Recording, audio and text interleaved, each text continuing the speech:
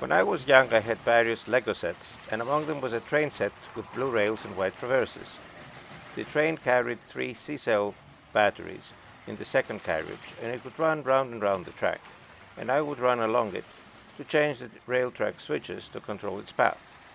Many years later, as I was playing with my kids with their Lego train sets, we wanted to create an incline so that the train could go over a bridge.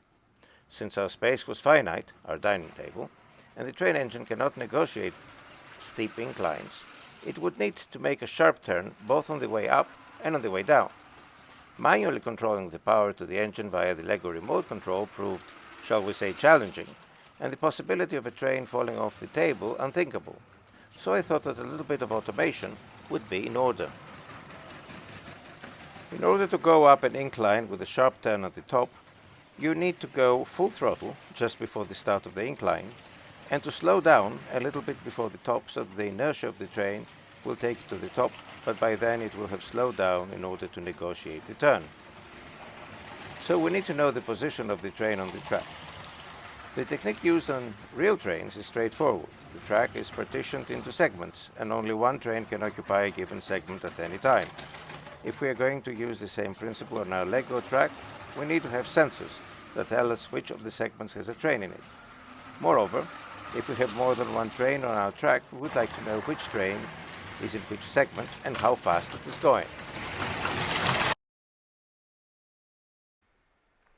We use RFID tags like the one shown here on the track and RFID readers on the trains.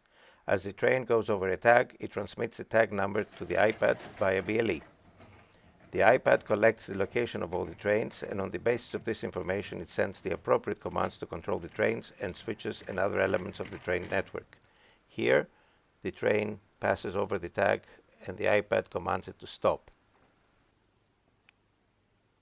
The track is partitioned into segments. Only one train can be traveling in a given segment at any one time. Also, knowing that a train has entered or left a segment allows us to make changes to track switches.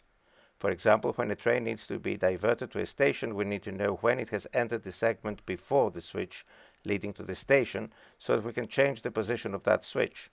Once a train has stopped at the station, we can change the switch back to its normal position. Here we show the RFID fobs designating waypoints on the track. Once a train goes over an RFID fob, it sends the waypoint identifier to the iPad.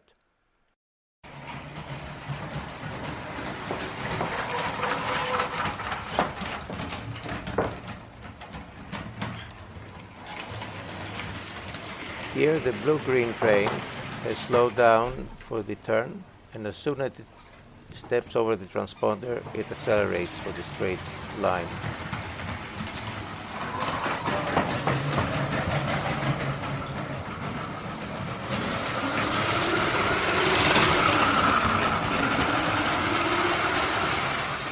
Again, we see the train going over the transponder, and as soon as the engine goes over it, it stops.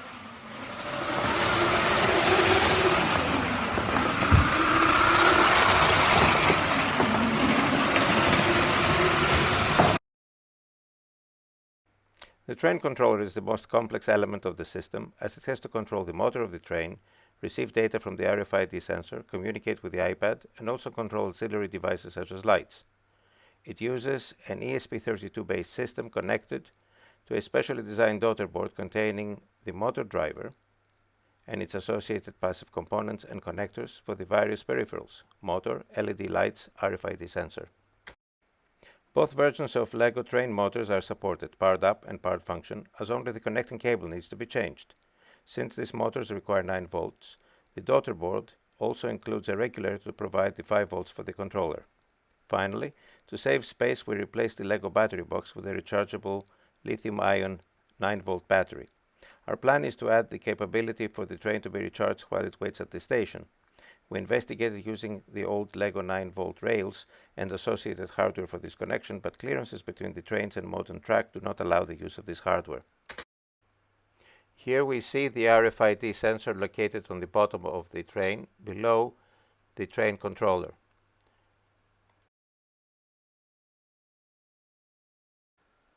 Before building our track on the dining table, we needed a scenario, i.e., what would the trains do and on what parts of the track. Our first requirement was testing that a train could go up and down the incline in a controlled manner. In addition, we wanted to create a situation where trains would need to share the same track, so as to demonstrate coordination. The resulting setup is shown here and includes 3 trains. The first 2 go around the blue track in different directions. To avoid collisions, each train runs only when the other one is parked at its station. The last train runs independently of the others in the green track, shuttling between 2 stops at either end of the incline. This is all that would fit on the dining table, so more complex arrangements were left for the future. In the current setup, we have 4 track switches controlled centrally, located at the entrance and exit of each station. We have modified the standard Lego track switches so that the servo can change the direction by pushing the lever shown.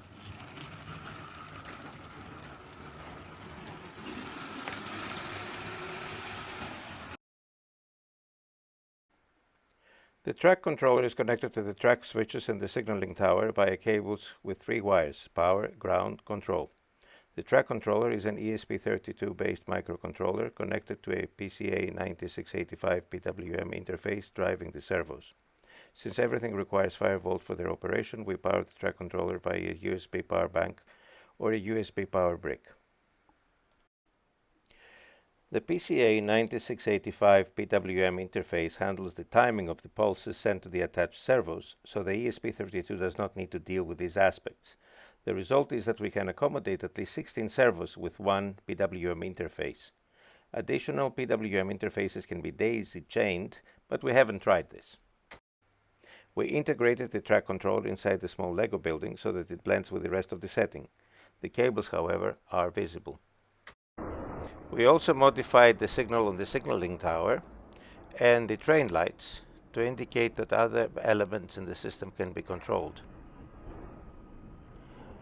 Notice that once the train leaves the station, the signal will go back to red.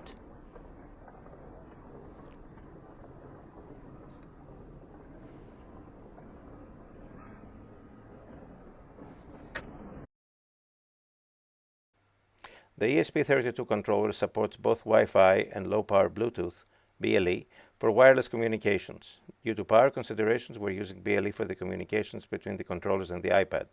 The controllers do not talk to each other. Rather, they only talk to the iPad, sending status packets and receiving commands. The iPad controls the entire setup via a program written in TechBasic. The program implements the state machine, controlling the speed of the trains and the position of the track switches based on information received from the trains via the RFID transponders.